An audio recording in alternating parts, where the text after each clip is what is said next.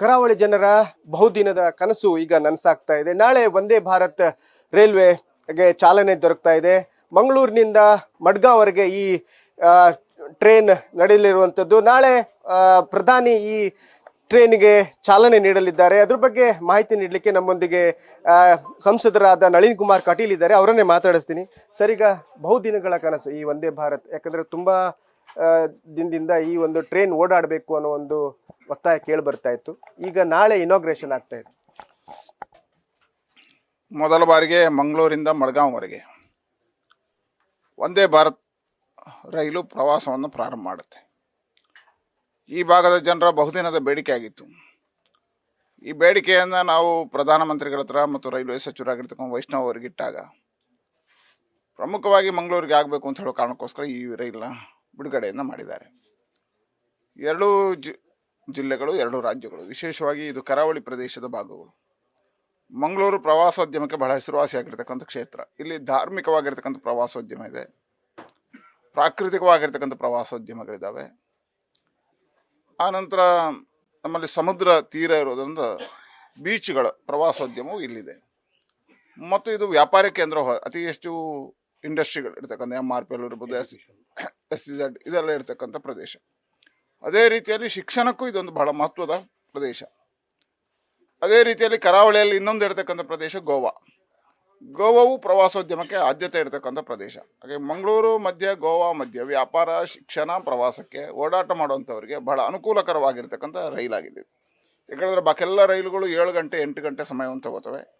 ಇದು 4.5 ಗಂಟೆಯಲ್ಲಿ ಮಂಗಳೂರಿಂದ ಗೋವಾಕ್ಕೆ ತಲುಪುತ್ತೆ. ಬೆಳಿಗ್ಗೆ ಹೋಗಿ ಸಂಜೆ ವಾಪಸ್ ಬರ್ಬೋದು, ಅವನ ಕೆಲಸ ಮುಗಿಸಿ ಬರ್ಬೋದು.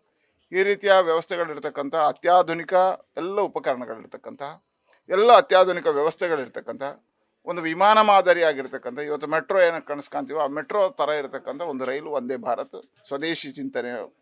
ಇದನ್ನು ಇವತ್ತು ಮಂಗಳೂರಿಗೆ ಕೊಡುಗೆಯಾಗಿ ಕೊಟ್ಟಿದ್ದಾರೆ ಪ್ರಧಾನಮಂತ್ರಿ. ಈಗ ನಾಳೆ ಇದಕ್ಕೆ ಚಾಲನೆ ದೊರಕ್ತಾ ಇದೆ.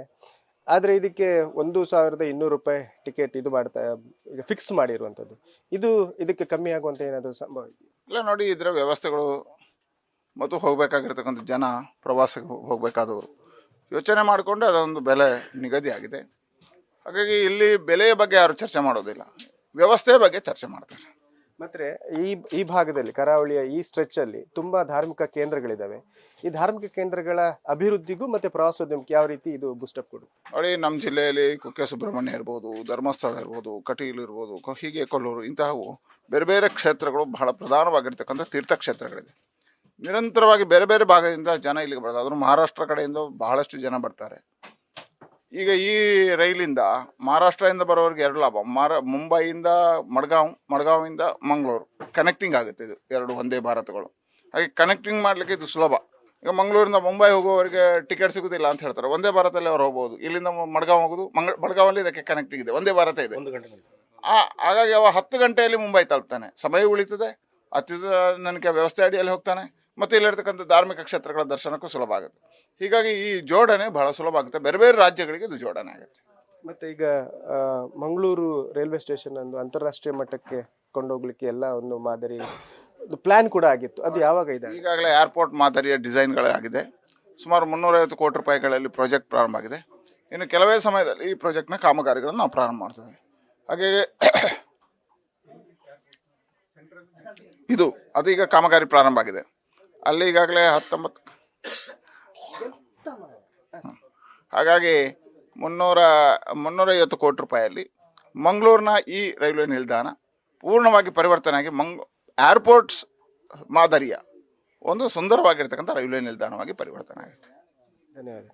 ಇದು ನಳಿನ್ ಕುಮಾರ್ ಕಟೀಲ್ ಅವರ ಮಾತು. ಈ ವಂದೇ ಭಾರತ್ ರೈಲು ಪ್ರವಾಸೋದ್ಯಮಕ್ಕೂ ಒಂದು ಬೂಸ್ಟಪ್ ಕೊಡುತ್ತೆ. ಹಾಗೇನೆ ಇಲ್ಲಿರುವಂಥ ಧಾರ್ಮಿಕ ಕೇಂದ್ರಗಳ ಅಭಿವೃದ್ಧಿಗೂ, ಮತ್ತೆ ಬೆಳಿಗ್ಗೆ ಹೊರಟು ಮತ್ತೆ ರಿಟರ್ನ್ ಗೋವಾದಿಂದ ಮಂಗಳೂರಿಗೆ ಬರಲಿಕ್ಕೆ ಈ ವಂದೇ ಭಾರತ್ ಟ್ರೈನ್ ತುಂಬಾ ಸಹಕಾರಿಯಾಗಲಿದೆ ಅನ್ನೋ ಮಾತನ್ನು ಹೇಳ್ತಾ ಇದ್ದಾರೆ. ಕ್ಯಾಮರಾಮನ್ ಪ್ರಶಾಂತ್ ಅವರೊಂದಿಗೆ ಕಿರಣ್ ಯುಸಿರ್ಸಿಕ, news first, Mangaluru. News first ನಿರ್ಭೀತಿಯಿಂದ ನಿಮ್ಮ ಪರವಾಗಿ.